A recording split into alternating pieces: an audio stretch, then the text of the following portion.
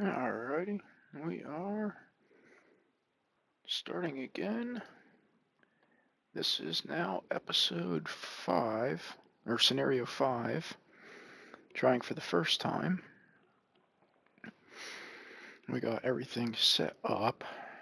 This one they say is a hunt, so we don't actually have usual 12 steps that the hunt master is going to be going down till the end of said episode. So that we got it all set up. We'll start with the story and move on from there. So, prologue. You never did like running. Not when you were at school, forced to do it for physical education. Not when you were trying to keep healthy, forced to do it by loved ones urging you to look after yourself. But most of all, not now, when you are forced to do it by the hunting party closing in on you.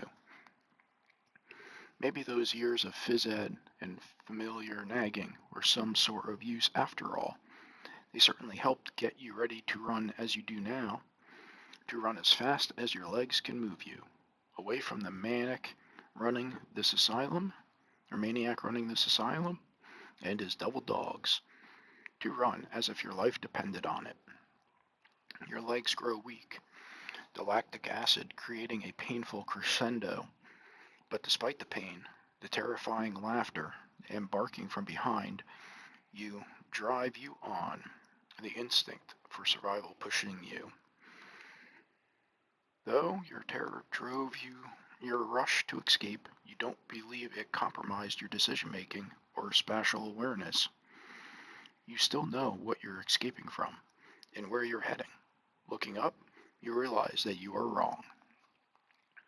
In an effort to lose the dog creatures and to avoid being seen, you decided to run through the forest, away from the hospital buildings. You should still be deep in the woods.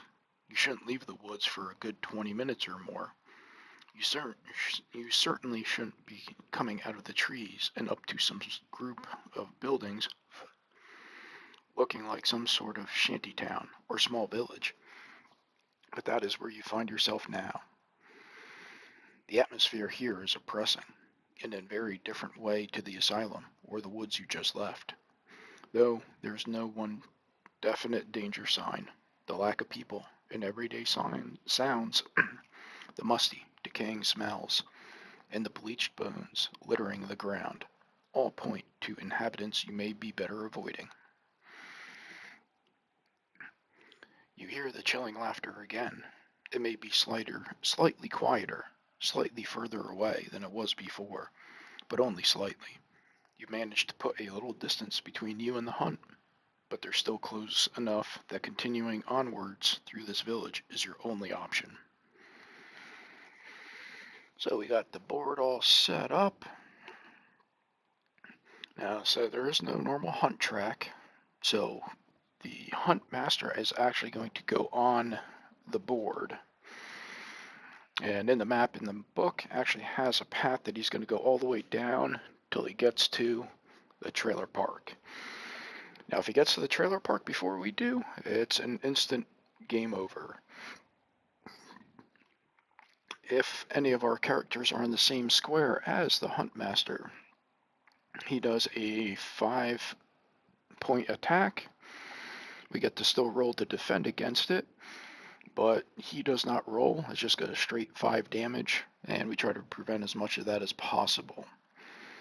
If he does happen to kill one of the guys, he moves another 2 spaces, but that's the only time he moves extra spaces. If he comes to any of these rocks, it takes 1 movement point out of his 2 movement points to clear the rocks. Unfortunately for us, we're trying to clear the rocks too because they mostly impede us from getting away from them. Okay, so our characters can go insane anytime after completing their personal quests. It does not say anything about the enemies being on their insane side. So it looks like as soon as they complete any of their personal quests, we can spend the insanity to flip them over to their insane side. Now we already put all the tokens out. We have our story cards already flipped over to let us know what's going on.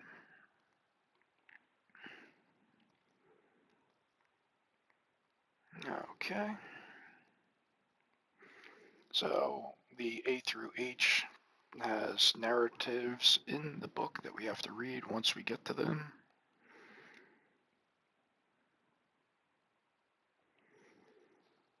Okay. So, with that being all set up, the Huntmaster will start where we start, but not to the end of the first round. He comes onto the board but does not move. He will only move at the end of the second round. Now the story cards give us Daddy's Boy's Surprise.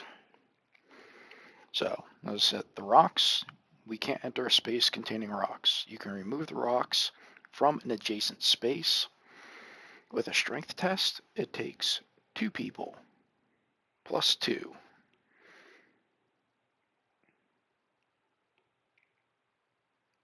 Okay, sorry. It takes how many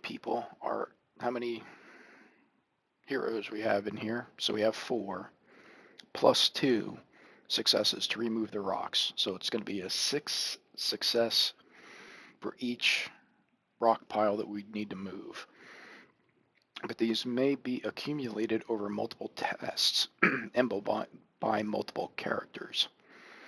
If the Huntmaster is about to enter a space containing rocks, he removes the rocks but loses 1 space of movement.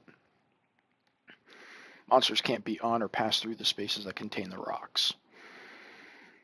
Okay, so since we're playing with 4 people, it's going to take 6 to clear the rubble for us. Now there are little traps all around.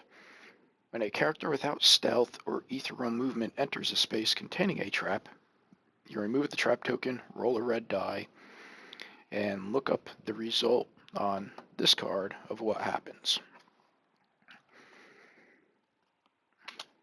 So there are 3 different types of traps depending on how many spikes you get. 1, 2, or 3.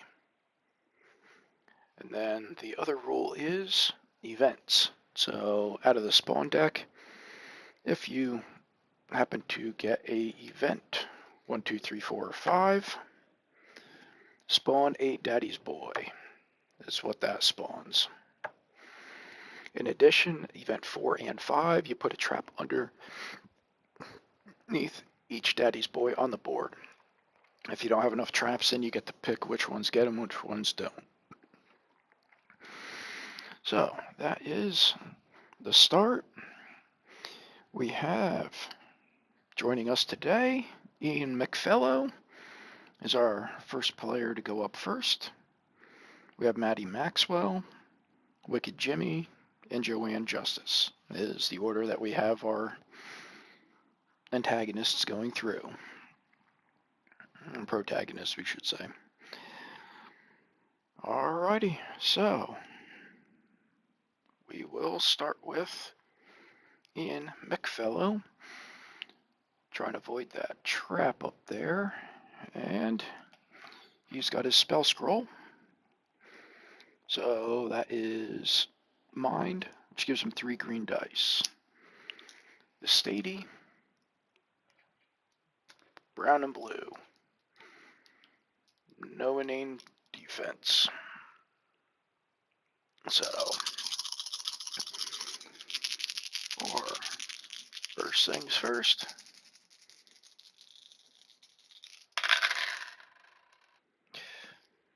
Well, slightly positive.